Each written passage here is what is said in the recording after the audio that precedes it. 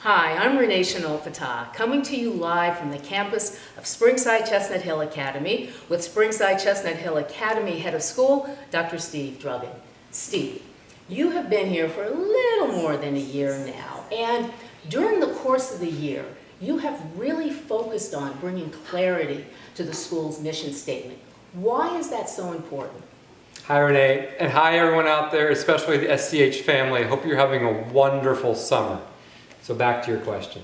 If you remember last year when I arrived, Renee, it was really important for me to get to know as many people as possible. So I scheduled one-on-one meetings with all my colleagues, all the board members, tens and scores of students, multiple alumni, and started to hear what was special to them about the school. What were their best memories, what were their dreams, and what were their concerns. And through all those conversations, I heard the same themes over and over again, but nowhere did we really have them codified. We didn't have a clear mission. We didn't really have the values everyone spoke about. We didn't have them documented anywhere.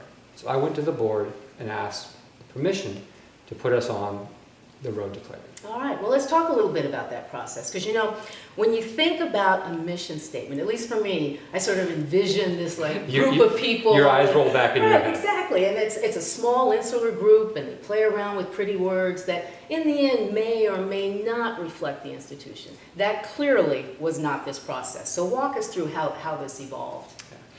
I've had the great pleasure working in some very large, complex schools around the world. And we learned quickly that if a small group of people write a mission and it goes on the wall, it will probably remain just words on the wall. So what we wanted to do was to get as much buy-in and input as possible from the multiple stakeholders. I mean, this school is over 150 years old.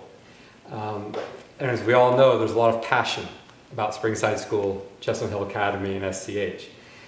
And so we designed a process to get parent input, faculty input, student input, and board input over a 6-month period, culminating in the Clarity Summit last February, when we spent over a long day on this campus, coming up with the words that would then become the mission and values to guide the school. Okay, you talked about the words. You know, we've already gone over why it was important and sort of how it came about. And in the process, I guess I've buried the lead a little bit, because as you said, the words, what exactly is this mission statement? Sort of break it down for us. Walk us through it. Sure.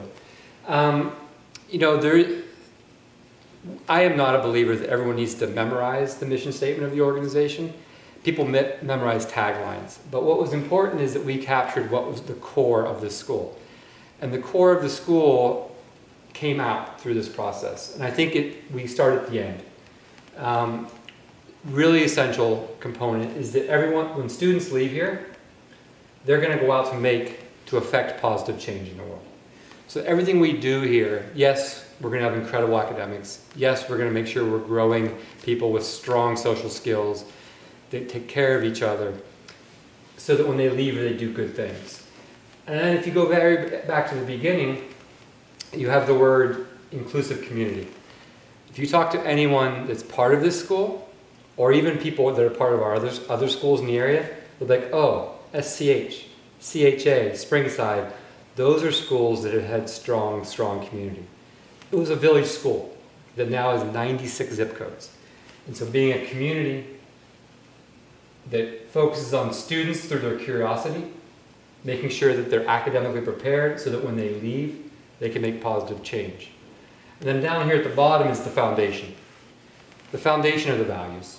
And Renee, you were part of this process. You know how we went back through all this, but we feel that every student that comes through here will be resilient. You know, from our work in the woods, to our work on robotics, to studying English, we will develop resilience. We'll have courage to make a difference. We'll have the integrity to do the right thing, and we'll do it thoughtfully. As the world speeds up, wouldn't it be nice if our students were able to slow down? Okay, I'm going to interrupt and I'm going to push back a little bit. You and I, just this week, have sent kids off to college. So we know very well. Isn't it a great thing? Well, let me talk to your wife about that. I'm struggling with it. But we know how competitive that process has been and the focus on GPA and test scores.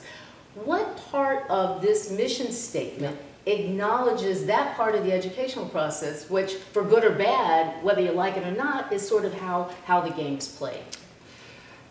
The way we get students to be there to expand their full academic potential is by knowing them. In a unique educational environment, we have a very unique school.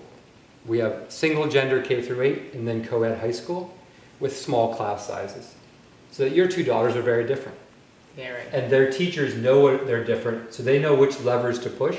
They know when they need a shoulder to cry on. They know when they need a little encouragement to achieve their full academic and personal potential. No one knows what your SAT score is going to be, but your teachers know what makes you tick. And in this school, in our environment, they're going to make sure you reach your potential. Not compared to somebody else, but your true personal potential, which will then hopefully make sure they end up at a good match when their parents send them off like we just did. Comes full circle. You talk about this statement. You have just finished your first year here, so you know how busy the next 6 weeks are. How are you going to roll out this statement? What can students expect to see so that it doesn't get sort of lost in all the other great things that take place at SCH in the first month to 6 weeks? Yesterday, Renee, we rolled this out to our entire faculty and staff. So over 230 faculty and staff had the first engagement with this yesterday morning. And then in the afternoon, I had a follow-up meeting with the division heads and department chairs. And I told them we will go slow to go fast. Because students are very astute. And if they see this major rollout of words that they don't know what they mean yet, they'll be very cynical. So over the next 6 months, we'll be intentionally pulling out parts of the mission through faculty meetings and advisory and say, if this mission is happening, to make sure this mission is happening, what are we doing?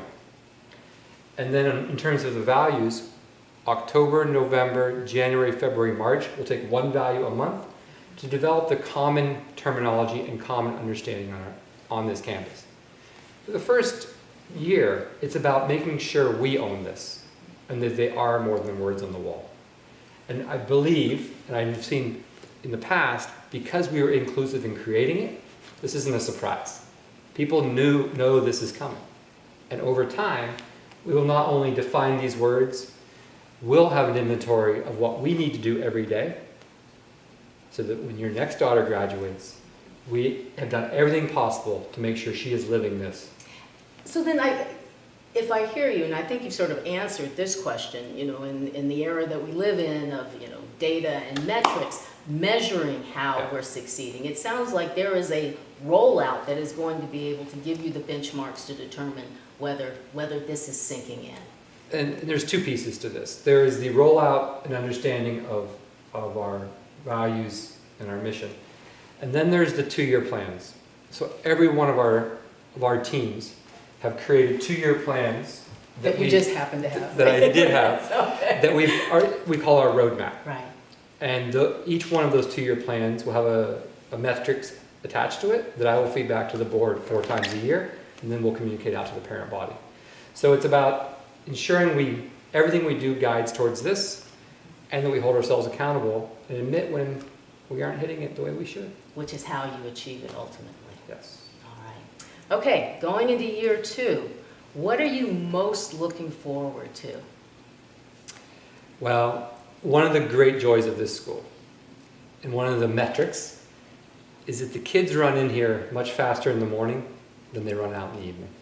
So I really look forward to next Tuesday morning being in as many front gates as possible and shaking the hands and looking those kids in the eyes, they all do here, and saying, good morning, welcome back.